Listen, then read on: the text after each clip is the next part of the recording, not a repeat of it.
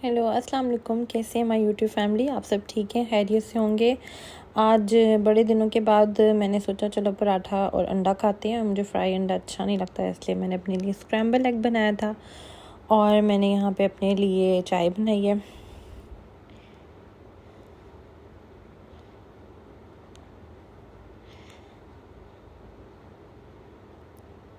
मैं थोड़ी देर के लिए रुक गई थी क्योंकि मैं आपको पराठे का क्रंच सुनाना चाह रही थी। उफ़, क्या मज़ेदार क्रंच था। और ये बड़ा ही स्पेशल मैंने पराठा बनाया था। इसके अंदर मैंने मिंट, कोरिएंडर और ग्रीन वाली जो चिली होती है ना, जो ज़्यादा स्पाइसी नहीं होती है, वो, और मैंने एक पराठे का मिक्सचर घर में बना के रखा है, मैंने वो भी इसमें ऐड किया था। इतना टेस्टी पराठा बना था, बहुत बहुत टेस्टी पराठा बना था। और क्रंच तो आप लोगों ने सुन ही लिए।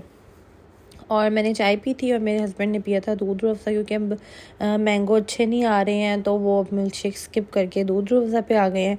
फिर आहिस्ता आहिस्ता वो गर्म दूध पे आएंगे। मैं तो चाय के बगैर, मेरी तो सुबह नहीं होती है, लेकिन मैं बिल्कुल नहीं पीती थी चाय शादी से पहले। मुझे ये शादी के बाद ही आदत लगी है चाय की।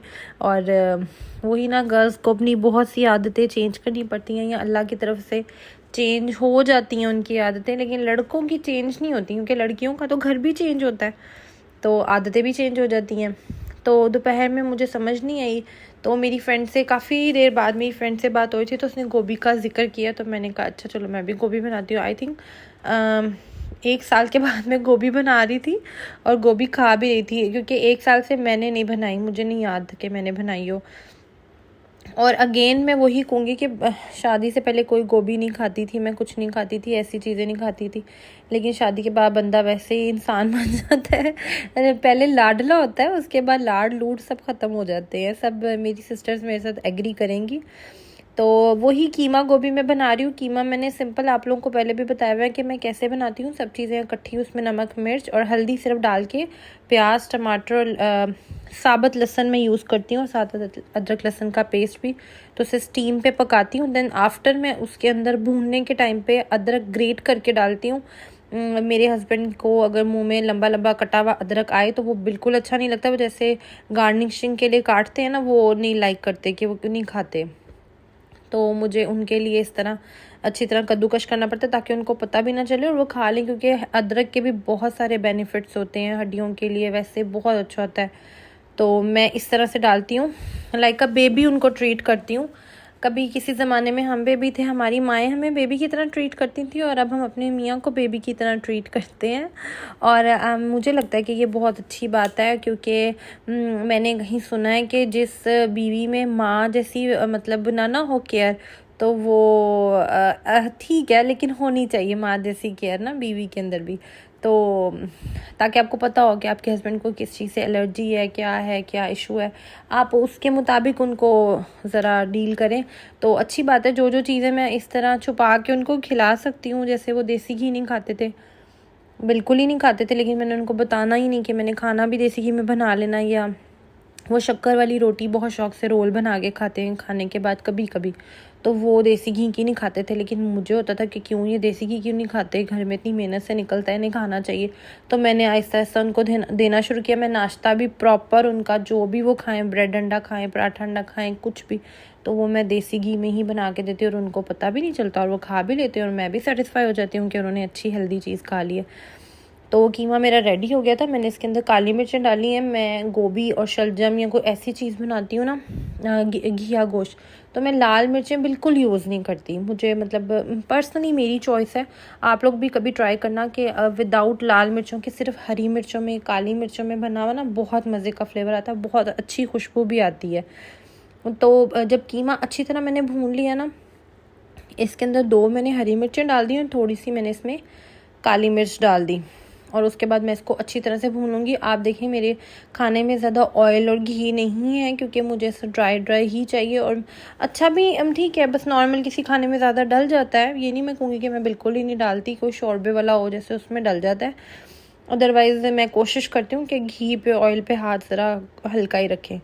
तो गोभी मैंने ना अच्छी तरह काट के वॉश कर ली थी, लेकिन फिर भी अपनी तसल्ली के लिए मैंने इसको एक दफ़ा बॉईल भी कर लिया था अलग से पतीले में। मैंने गर्म पानी करके ना देगची में, तो उसमें गोभी डाल दी थी, और देन एक बॉईल आया ना, अच्छा बॉईल इसको, तो मैंने फिर इसको स्टेन करके तो मैंने कीमे के ऊपर डाल दिया। और जो गोभी के पत्ते नहीं होते डंडों के साथ, वो भी मैं ज़रूर डालती हूँ। वो कहते हैं कि वो डाइजेशन के लिए बहुत अच्छे होते हैं। जैसे मूली के पत्ते होते हैं ना, जैसे मूली का पराठा बनाते हैं या कुछ इस तरह से, तो वो भी अच्छे होते हैं। यहाँ पे थोड़ा सा मुझे लगा कि सब्ज़ी ज़्यादा है तो मुझे ऑयल की ज़रूरत है, तो मैंने थोड़ा सा इसमें ऑयल ऐड कर दिया है। बस अब मैं इसको अच्छी तरह मिक्स कर लूँगी, ऊपर नीचे ऐसे गोभी अच्छी तरह हो जाए तो मैं फिर इसके बाद इसको दम पे पकाऊंगी। इसमें पानी की तो बिल्कुल ज़रूरत नहीं, क्योंकि आपको पता है सब्ज़ी का अपना पानी होता है, उसी में उसको स्टीम में पकना चाहिए। वरना वो पानी डालेंगे तो अजीब गीली गीली सी बनती है, मुझे वो अच्छी नहीं लगती। मुझे गोभी ज़रा ड्राई ड्राई ही अच्छी लगती है। और मेरे इन लॉज में ना ऐसे ही बनती है, ज़्यादा खड़ी खड़ी गोभी जिसे कहते हैं, वो बिल्कुल एक मैश जैसे पेस्ट की तरह वो ये लोग लाइक नहीं करते। तो मैंने फिर इसीलिए इस तरह की बनाई है। तो यहाँ पे मेरे हस्बैंड आ गए थे, तो वो उनको वीडियो बिल्कुल शूट नहीं करनी आती, बिल्कुल भी नहीं करनी आती। मैं बेचारी इसी तरह कर लेती हूँ वो लगा के अपने ट्राइपॉड पे, लेकिन वो बहुत गलत शूट करते हैं, अजीब गरीब कुछ भी। मैंने डिश वॉशिंग थोड़ी सी पड़ी हुई थी, वो भी बीच में आ रहा है, सब कुछ ही आ रहा है। अच्छा, यहाँ पे मैंने रोटियाँ पहले उतार ली थी। उन्होंने मुझे कहा कि मेरी रोटी के ऊपर घी नहीं लगा होना चाहिए। मैंने कहा अच्छा जी ठीक है, मैं अपनी रोटी पे लगाऊंगी। तो मैं ऐसे प्लेट में ना देसी घी डाल लगा रही थी अपनी रोटी पे। मैंने इसके ऊपर ही गोभी डाल के खानी थी, और ये मुझे तंग कर रहे थे। हाय अल्लाह, ये देखो मैं खुशबू ले रही हूँ इसकी, क्योंकि अपने हाथ से बनी हुई चीज़ की बात ही कुछ और होती है।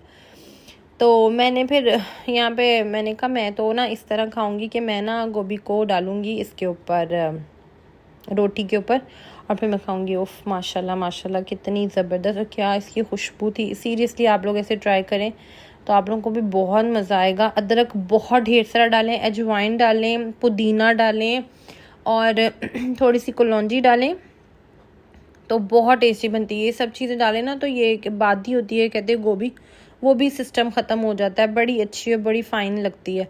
तो खाने के बाद इतना कोई हैवी भी नहीं आपको फ़ील होता। नमक मुझे थोड़ा कम लग रहा था, लेकिन फिर मैंने कहा चलो छोड़ो, नहीं डालती, क्योंकि नमक भी इतना कोई हेल्दी नहीं है। तो बस लास्ट में मैंने गरम मसाला डाला, क्योंकि मेरे मियाँ को खाने पे गरम मसाला ही अच्छा लगता है। वो कहते हैं नज़र आना चाहिए ऊपर ना जब गार्निशिंग के टाइम।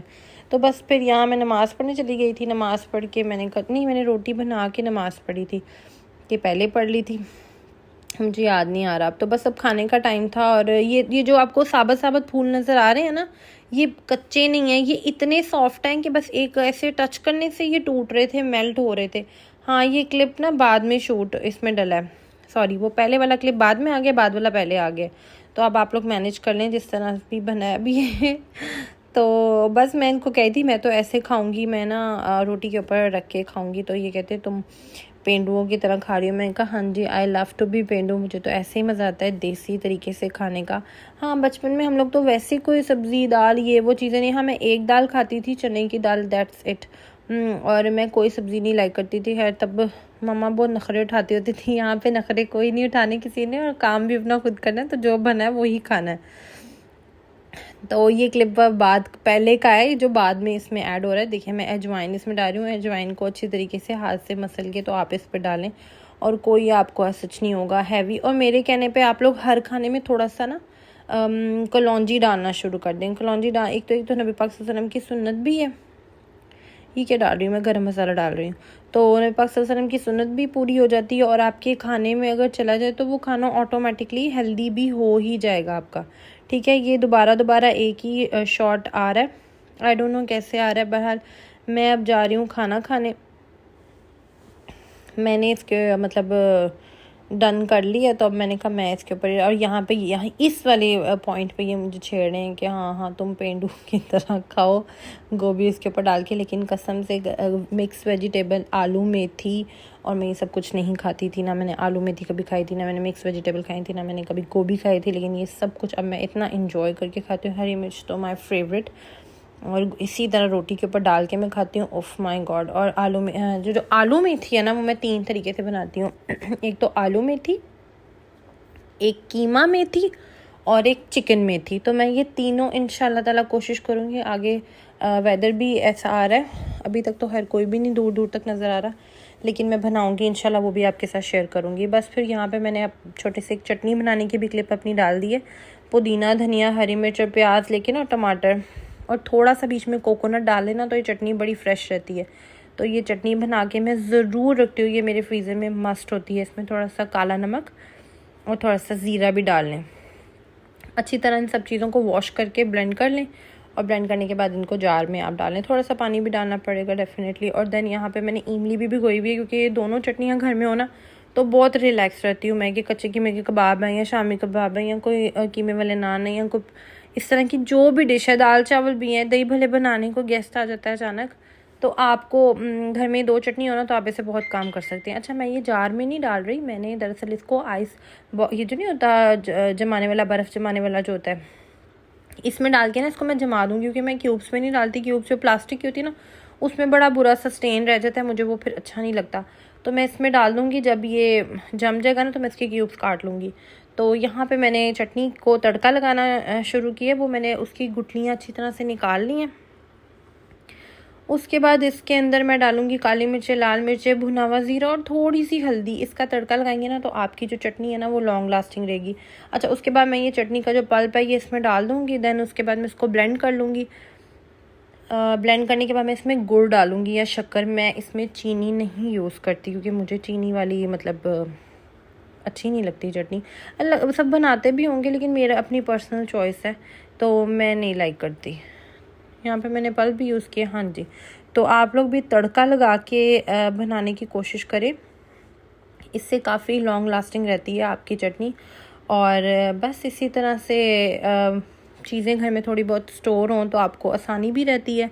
मेरा ख्याल है मैंने यहाँ पे पल्प नहीं निकाला, मैंने इसी तरह सोक हुई हुई ही इमली इसमें डाल दी है। देन इसके बाद ये ठंडी होगी तो मैं इसकी गुठलियाँ रिमूव करूँगी। इसकी गुठलियाँ रिमूव करके इसके अंदर गुड़ ऐड करूँगी या शक्कर ऐड करूँगी।